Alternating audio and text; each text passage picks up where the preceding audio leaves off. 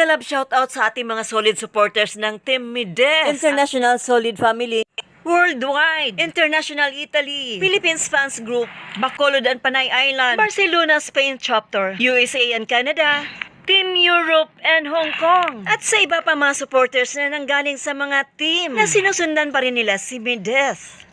Siyempre sa ating mga Team Jomcar dyan, Edsy, Sid, Rose, Rara, Erica, Rochelle, and Jedith, and Team Kapobre. And siyempre calling the attention to all teachers group dyan. Sa hindi pa nakapag-subscribe kay Mides or also known as Little Plant Girl, mag-subscribe na at i-share natin ang kanyang vlogs or video. Kung kayo talaga ay isang fanatic fan ni Mides, makiba ka na! Maaari lang palaganapin nyo sa TikTok, Reels, or Facebook page para mabilis tayong umabot sa 100K. Binabati ko ang founder na si Miss Anarita Reyes ng Italy Solid Family. Mega love shoutout sa ating mga supporters ng Mides, Gemini 21. At syempre, walang iba ang mami ni Mides na si Joditha Basilonia, Marie Mix Vlog, Honey Lee Montica, Luz Marie Ramos, Suraya Didato, Shara Cruz, Josephine Banas, Javier Elsa, Lilibeth Magpantay, Flor Elma, Peralta Tata, Raidy Namok, Loretta Zara, Lia Olivares, Minnie Martin, Gerald Bibot, Alma Hermogenes. At syempre, Laguna, Cotabato, Cebu, Southern Leyte o Tacloban, and Saudi. Isang mapagpalang araw sa inyo lahat. For you, Bunso Mides, continue to fly high against all odds to reach your dream come true. Huwag mong pansinin ang mga naninira sa'yo. Nandito lang kami sa iyong likod as part of your journey. We, the reactors, and of course, your diehard supporters and viewers will continue to protect and support you no matter what. At the age of 22, ano nga ba ang narating ng ating si Bunsong Mides o napapatunayan pagkatapos tanggalin sa kabilang baryo? At her early age of charity vlogging, ang ating hinahangaan na si Bunsong Mides ay merong isang pamilyang natulungan o tinutulungan until now. Ang isang lola at ang kanyang 5 apo na iniwanan na ng mga magulang sa pangangalaga ng lola. Nahirap din sa buhay at lalong-lalo na sa kanyang edad. At sa kanyang pagtulong ay syempre, charity begins at home. Hindi niya kinalimutan ang kanyang proyekto mismo sa kanyang pamilya kung saan niya inilagak ang perang nalikom niya na nanggaling sa sponsors at sinabayan pa ito sa pag-aalaga sa kanyang mga babuyan. A small source of business. Ganon kawais ang ating Litchi Plan Girl. Kaya naman patuloy siyang hinahangaan. The last but not the least is yung pagiging ambassadress niya sa Naga College of Foundation and known as one of the Tiger. At pakinggan naman natin ang mga pahayag ng ina ni Mides na si Joditha Basilonia, isang makabagbag damdamin at mga katotohanan na nangyari sa kanilang buhay. Nakakatuwa, di ba? Noon maliliit pa anak ko, kahit isang maliit na chocolate, hindi nakakatanggap. Pero ngayon, nag-isdod. Ang dami, 4 na araw sa ibang bansa. Iba-ibang klase yung chocolate. Dala niya isang maleta. Yan. Kaya sabi ko noon, anak, pagka may nakikita kayong mga pagkain sa ibang tao, huwag kayong maiinggit. Pabayaan mo lang sila. Balang araw, makakatikim din kayo. Tingnan mo ngayon, diba? Naiiyak na naman ako sa tuwa. Grabe, diba? Ibang klase. Nakakadiabetes ka naman sa dami. ng kahit isang maliit na chocolate. Hindi nakakatanggap mga anak ko. Galing po sa ibang bansa, galing sa ibang wala silang natatanggap. Pero ngayon, tingnan mo, God is good. What a great testimony coming from Juditha Basilonia, Midet's mother. There's always a blessing in God's time. Thy will be done as long as you have faith to the Lord.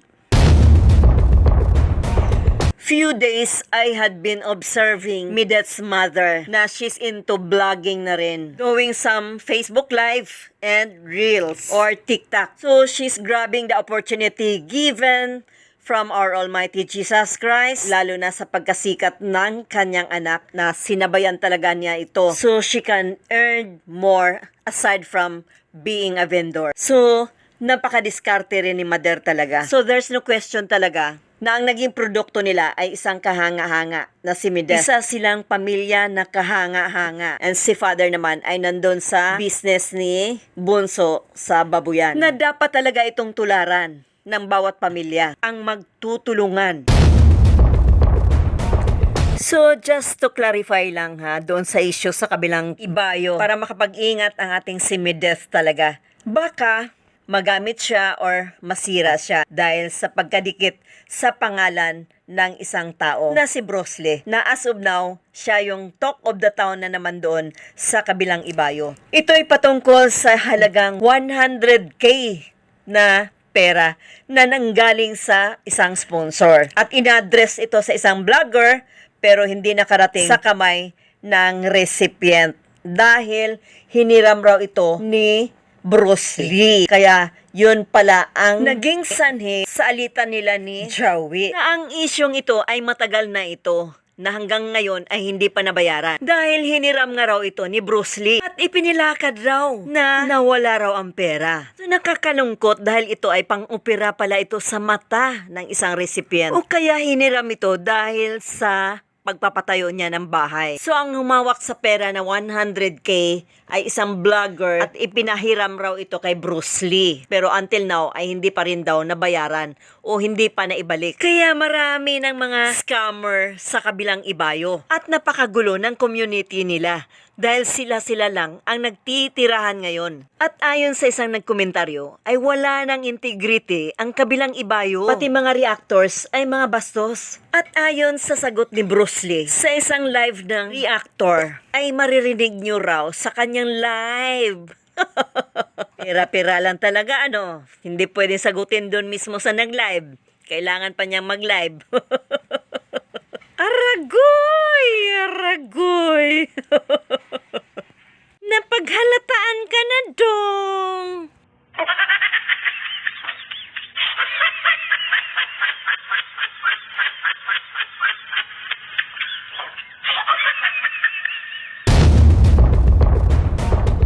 At bakit ko ito tinatakel? Dahil ayokong ma-involve si Mideth sa taong ito. At ayokong dumikit si Mideth uli sa taong ito sa kanyang pananawagan.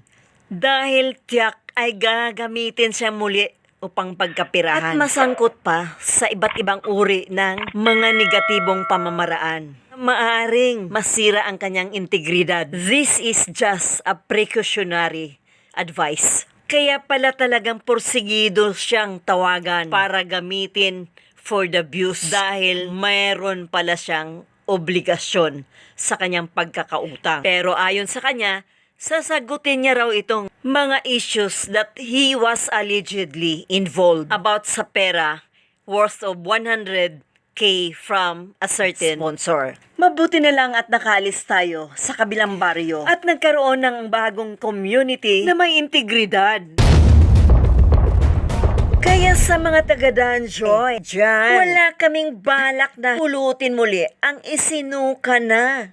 Ay, sa inyo na yan. Puro kulangot yan eh. Punong-puno pa nga eh. Panay tatsi pa naman kay Bunso. Hindi niya alam. Dumidikit na pala kulangot. Utusan mo pa ako move on. Mali-mali naman spelling mo.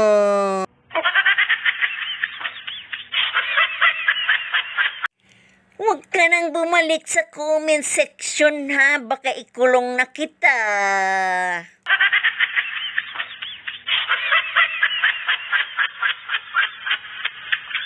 May bulong ako sa inyo. Grabe pala tong mga taga-Danjoy, oh.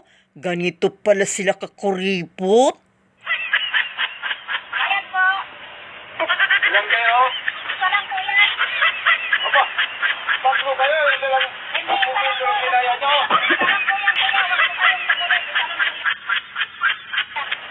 Ay, tatlo kayo eh.